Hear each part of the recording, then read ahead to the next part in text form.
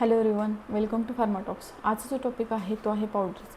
पावडर्सचे advantages काय, disadvantages काय, त्यानंतर डेफिनेशन काय असते, क्लासिफिकेशन काय असते, हे सगळं आपण आजच्या व्हिडिओमध्ये बघणार आहोत. चला वेळ न घालवता व्हिडिओ चालू करूयात. तर पावडर्स हा फार्मास्युटिक्स 1मधला पॉईंट आहे आपण म्हणू शकतो. यावरती क्वेश्चन येऊ शकतो, पावडर्स एक्सप्लेन करा किंवा त्याचे ॲडव्हान्टेजेस डिसॲडव्हान्टेजेस सांगा किंवा कोणताही एखादा डोसेज फॉर्म एक्सप्लेन करा म्हणूनही क्वेश्चन येऊ शकतो. अशा वेळी तुम्ही पावडर्सबद्दल लिहू शकता. हा इंट्रोडक्शन टू डोसेज फॉर्म जो फार्मास्युटिक्स 1मधला टॉपिक आहे त्यातला पॉईंट आहे. तर डेफिनेशन बघूयात आपण. Powders are solid dosage form of drug substances meant for internal or external use. तर पावडर्स तुम्ही बघितले असाल, जसं की आपण दैनंदिन वापरात जी असते आपल्या ती टाल्क पावडर पॉन्ड्सची असते किंवा इतर कोणत्या असतात. तर त्यांचं टेक्स्चर बघा, एकदम स्मूथ आणि लहान लहान पार्टिकल साईज असतात. इथं मी इमेज पण दाखवली आहे. ही इथं बाजूला जी आहे इमेज, अशा पावडर्स दिसतात जनरली.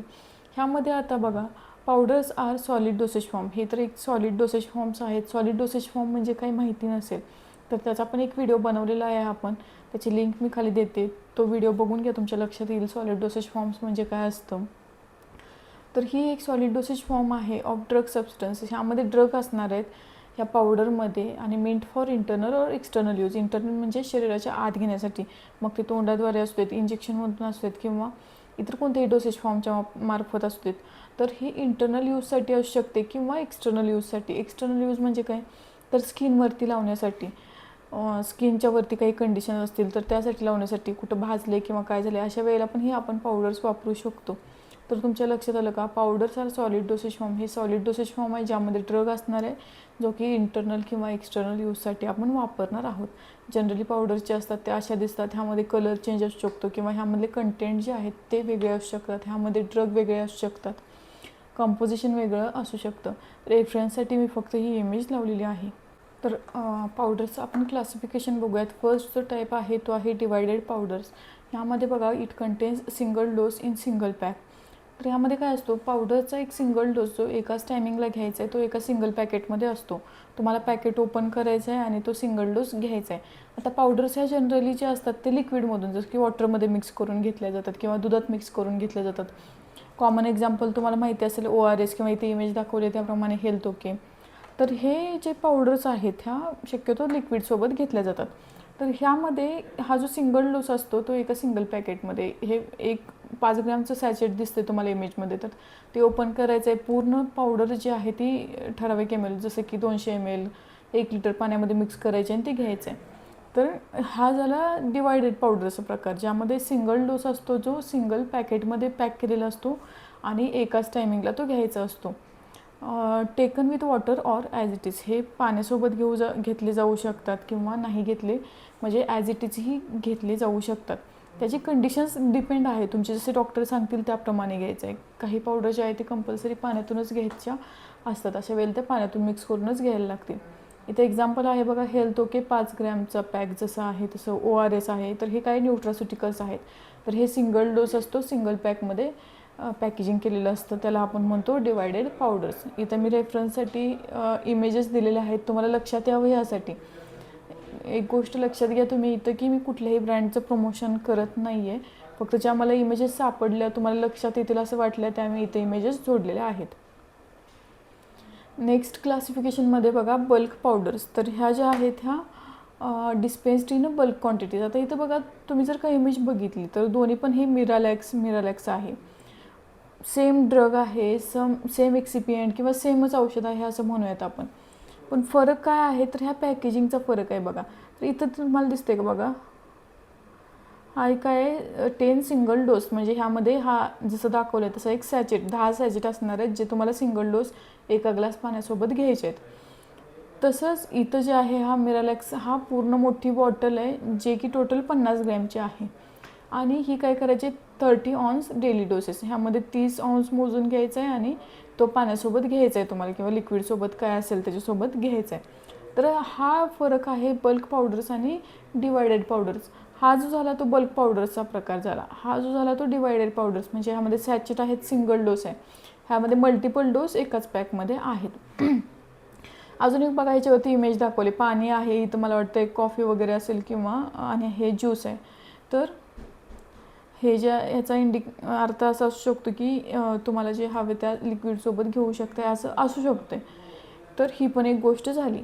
तर बल्क पावडर्स बघा डिस्पेन्स्ड इन बल्क क्वांटिटीज. बल्क म्हणजे काय, खूप मोठ्या प्रमाणात. तर हे बघा, हे जे बघतोय आपण हे बल्क पावडरचं एक्झाम्पल आहे. खूप जास्त डोसचे आहेत ते एकाच पॅकेटमध्ये पॅक केलेले आहेत. Patient suppose to measure quantity and take single dose. इथं बघा काय लिहिलं आहे, तर पेशंटला तो डोस मोजून घ्यायचा आहे, एक सिंगल डोस, आणि तो वॉटरमध्ये किंवा जे काही लिक्विड असेल त्यामध्ये मिक्स करून घ्यायचा आहे. तर इथं बघा 30 ऑन्स डेली डोसेस. तर 30 ऑन्स मोजून घ्यायचा आहे आणि मग तो घ्यायचा आहे त्या पेशंटला. तसं याचं नाही आहे, मोजत बसायची काही गरज नाही. पॅकेट ओपन केलं की झालं. हे एक्झाम्पल बघा मिरालॅक्स. आता हे मिरालॅक्स जे आहे हे ब्रँड नेम आहे. इथं जे दिसतोय तुम्हाला मिरालॅक्स, हे जे कंसात दिलेलं आहे ते सगळं किंवा ब्रॅकेटमध्ये दिलेलं आहे ते सगळे त्याचे ड्रग्स किंवा बाकीचे मेन कंटेंट आहेत. जसं की पॉलिइथिलीन ग्लायकॉल, PEG, इलेक्ट्रोलाइट्स जसे की sodium chloride, sodium bicarbonate, potassium chloride. तर हे काय असतात, हे ड्रग्ज असतात किंवा एक्सिपियंट, ड्रग एक्सिपियंट आपण म्हणू शकतो. हा जो झाला ब्रँड झाला. आलं लक्षात तुमच्या? आता बघा ब्रँड नेम आणि ड्रग ह्यातला फरक समजून घ्यायचा असेल तर आपण म्हणू शकतो की बिस्किटचं एक्झाम्पल घेऊयात एखादं. तर बऱ्यापैकी बिस्किटं ही मैदा, शुगर ह्या कंटेंटपासून बनलेले असतात. मेन इन्ग्रेडियंट आपण म्हणतो त्यांना. तर त्यांना आपण ड्रग म्हणू शकतो. आणि ते बिस्किट जे आहेत ते वेगवेगळ्या कंपन्यांचे असतात. जसं की पार्लेजी झालं, त्यानंतर 2020 असेल किंवा महारी बिस्किट असेल. तर हे झाले ब्रँड नेम. आलं तुमच्या लक्षात? तर ब्रँड नेम म्हणजे ते काही कंपनीचं किंवा त्याचं प्रोडक्टचं नाव असेल आणि त्यातला जो कंटेंट असतो तो कंसात दिलेला आहे. इथून पुढं व्हिडिओ बघताना लक्षात ठेवा की मी प्रत्येक ठिकाणी एक्झाम्पलला असं केलेलं आहे की ब्रँड नेम पुढं आणि त्याच्या कंसात जे काही त्याचा ड्रग असेल, एक्सिपियंट असेल असं दिलेलं आहे. थर्ड टाईप जो आहे तो ओरल पावडर्स. आता नावावरून तुमच्या लक्षात असेल तोंडाद्वारे घेतल्या जाणाऱ्या पावडर्स. तर हा oral powders are meant for internal use. Internally म्हणजे तोंडाद्वारे शरीराच्या आत घेण्यासाठी ज्या पावडर्स असतात त्यांना आपण म्हणतो ओरल पावडर्स. एक्झाम्पल दिलेलं आहे इनो, जे की जनरली सगळ्यांना माहिती असतं. आता हे बघा इथे जर तुम्ही बघितलं हे इनोचं सॅचेट आहे. ह्याच्यासोबत बघा बॉटल्स पण येतात इनोच्या मोठ्या मोठ्या, ज्यामध्ये बल्क क्वांटिटी पॅक केलेली असते. तर अशा वेळेला इनो जो आहे तो तिन्ही पण कॅटेगरीमध्ये मोडणार आहे. जर का सिंगल सॅचेट असेल तर तो ओरल पावडर तर आहेच, पण डिवायडेड पावडर्समध्ये पण मोडणार आहे. जर का बॉटल असेल तर ओरल पावडर्स प्लस बल्क पावडरच्या कॅटेगरीमध्ये मोडणार आहे. तर असं नाही की एकच डोसेज फॉर्म आहे तो मल्टिपल क्लासिफिकेशनमध्ये मोडू शकत नाही. आय होप तुमच्या लक्षात आलं असेल मला काय म्हणायचं आहे ते. नेक्स्ट क्लासिफिकेशन आहे डस्टिंग पावडर. डस्टिंग पावडर्स बघा ज्या की मेंट फॉर एक्सटर्नल यूजसाठी असतात. म्हणजे फक्त स्किनवरती अप्लाय करण्यासाठी किंवा शरीराच्या बाहेरच्या भागावरती अप्लाय करण्यासाठी ज्या असतात त्यांना आपण म्हणतो dusting powders. Dusted on skin might be medicated. तर ह्या स्किनवरती अप्लाय केले जाऊ शकतात आणि ह्यामध्ये मेडिसिन्स पण असू शकतात, जसं की ड्रगही असू शकतात. ह्याचे टाईप्स आहेत बघा परत. Medicated dusting powders used for superficial skin conditions. आता स्किन कंडिशन्स म्हणजे काय असतं, तर हे जे मेडिकेटेड डस्टिंग पावडर्स असतात ह्या स्किन कंडिशन्ससाठी वापरल्या जातात.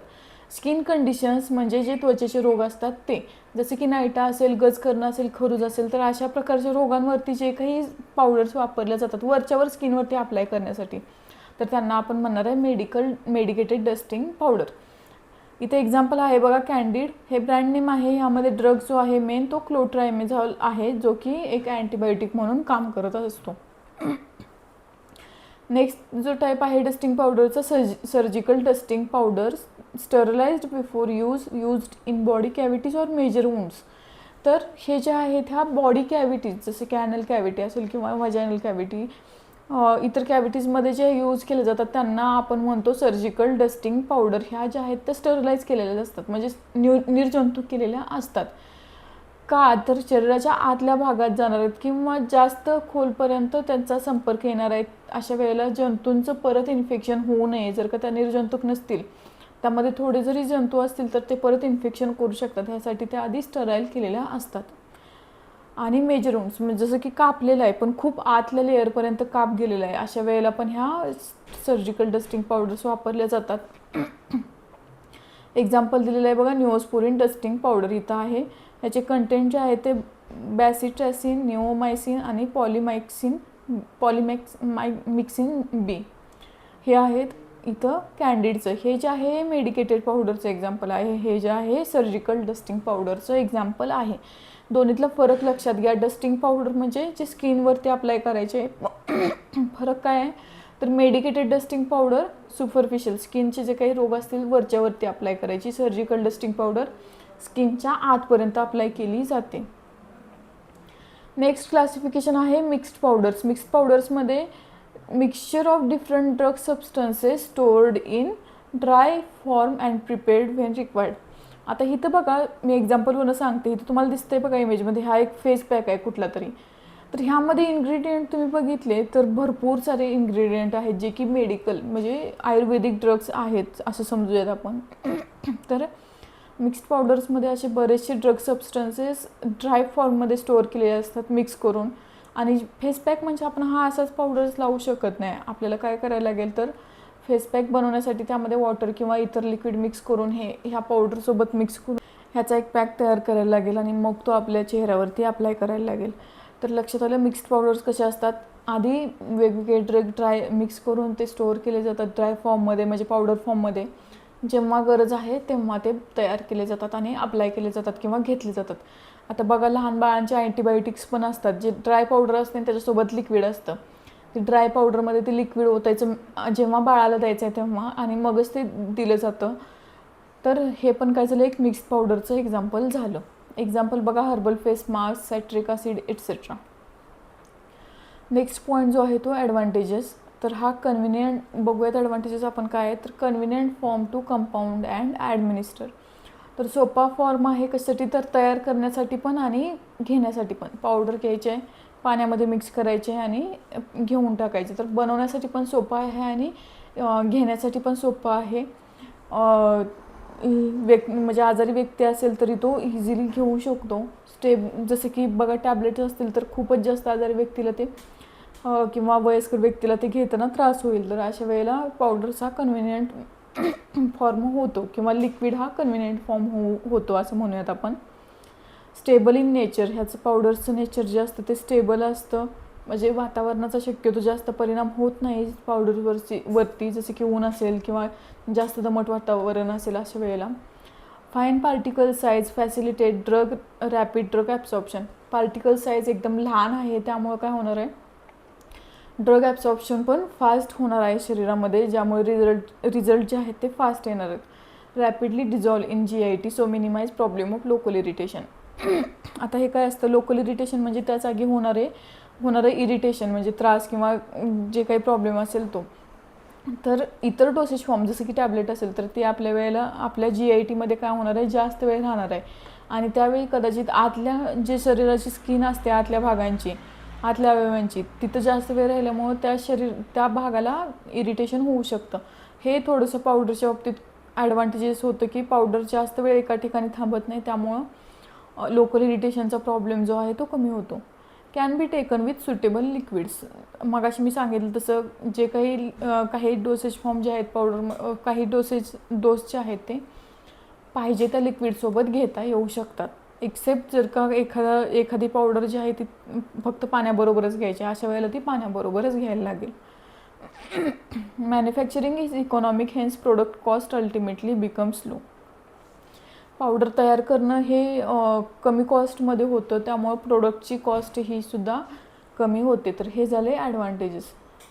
नेक्स्ट आहे disadvantages. Time consuming to compound.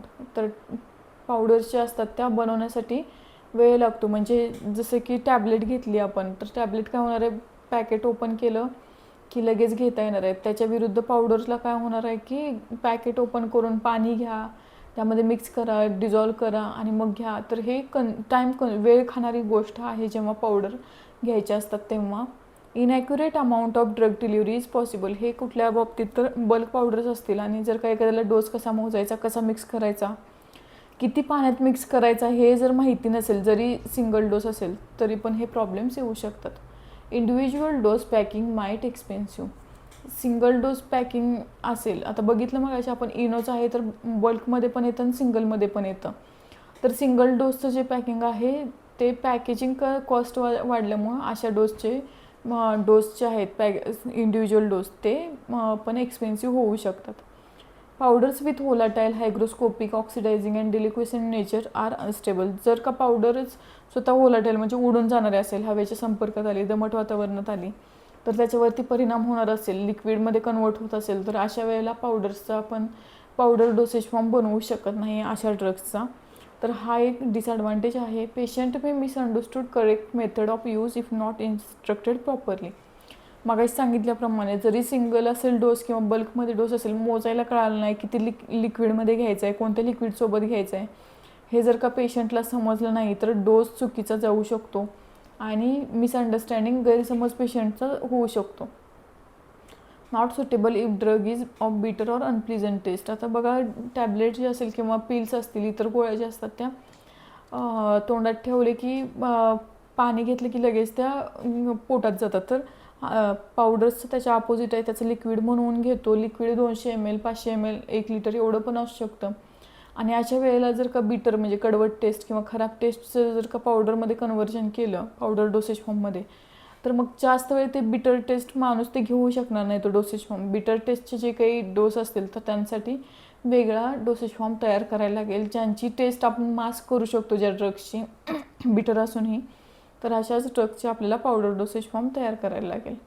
तर हे झाले डिसॲडव्हान्टेजेस.